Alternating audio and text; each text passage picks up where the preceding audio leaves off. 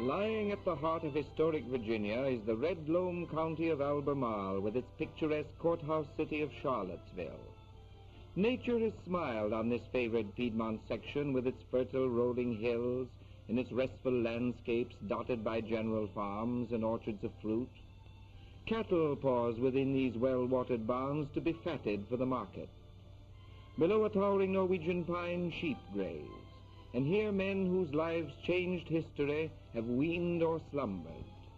Such were the inseparable friends Thomas Jefferson and James Monroe. Their shrines stand today, an inspiration to thousands who come to pay homage each year. It was to this captivating region that James Monroe, 5th President of our country, was drawn in 1799. Today, the heroic Piccadilly statue of Monroe preserves the cherished atmosphere of those years which saw the birth of the far-reaching Monroe Doctrine. His hilltop home of Ashlawn still nestles amid the quiet dignity and charm of its famous boxwood garden, started by Monroe himself a century and a half ago, with tiny plants brought from England. Winds whisper through the ivy-covered ash trees of the leisurely, self-sufficient plantation life of old, of Negro servants, home-fashioned yokes, and spinning wheels.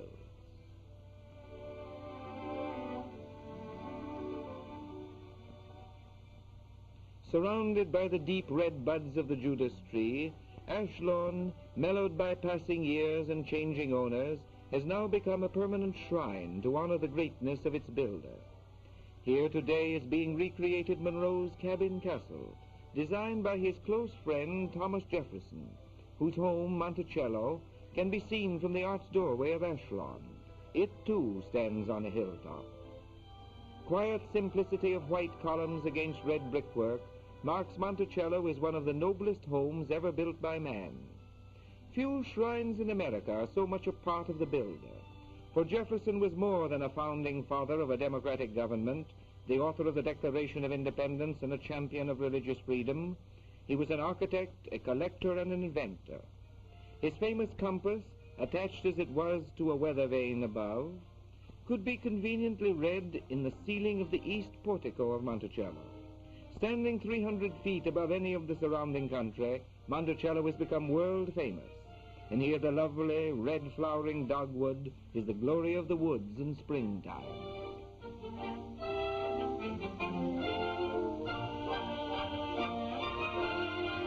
The graceful lines of Monticello have long since become a perfect example of early American architecture. The pleasant use of columned porticos, a dome somewhat concealed by a balustrade, subterranean passages to unnoticed slave quarters, and stables make for the peaceful harmony which blends so well with carpets of green and beds of red tulips. Jefferson himself was the meticulous architect and landscaper, and early became known as the first American who consulted the fine arts to know how he should shelter himself from the weather. A dislike for the colonial architecture of the period, which had come from England, as was customary, naturally turned his thoughts to the classic architecture of Greece and Rome. He worked long hours in his small law office, which is perched on the edge of a cliff like a post at the end of the North Terrace. Architecture became his lifelong hobby, influenced mostly by Andrea Palladio, the 16th century Italian architect, whose models furnished the background for a practical colonial mansion. But the architecture of Jefferson is no more wholly Palladian than it might be Georgian. It is typically Jeffersonian architecture. We say today a natural American design. And Jefferson has become one of the few great architects ever produced in America. His terraces concealed scenes of great activity in those olden days, and underneath the North Terrace lie the stables, the ice house, and the bath.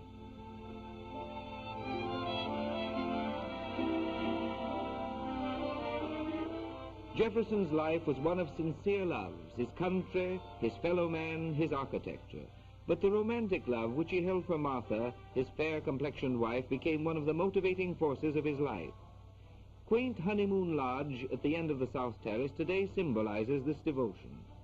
Here great happiness was theirs for 10 years, when Martha died untimely. Her death tragically staggered Jefferson, though the years to come were to see his rise from a ministership to France to Secretary of State, climaxed by the presidency of the United States in 1801. Stately Monticello is indeed a rich heritage and majestic patriotic shrine, and had it been Jefferson's only contribution, his fame would still live on. But scarcely 3 miles northeast of Monticello, near Charlottesville, lies the spacious campus of the University of Virginia.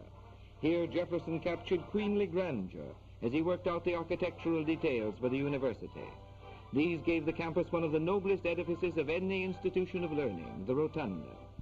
Today, more than 3,000 youth study and stroll mid matchless colonnades, pavilions and dormitory ranges fronted by arcades, and huge quadrangles of lawn brooded over by luxuriant and noble columns of elm trees. Today, as we wind past great lawns and through hedge roadways, a progressive institution stands before us. Modern dormitories house students, and gymnastic facilities abound to steel 20th century youths for their tasks.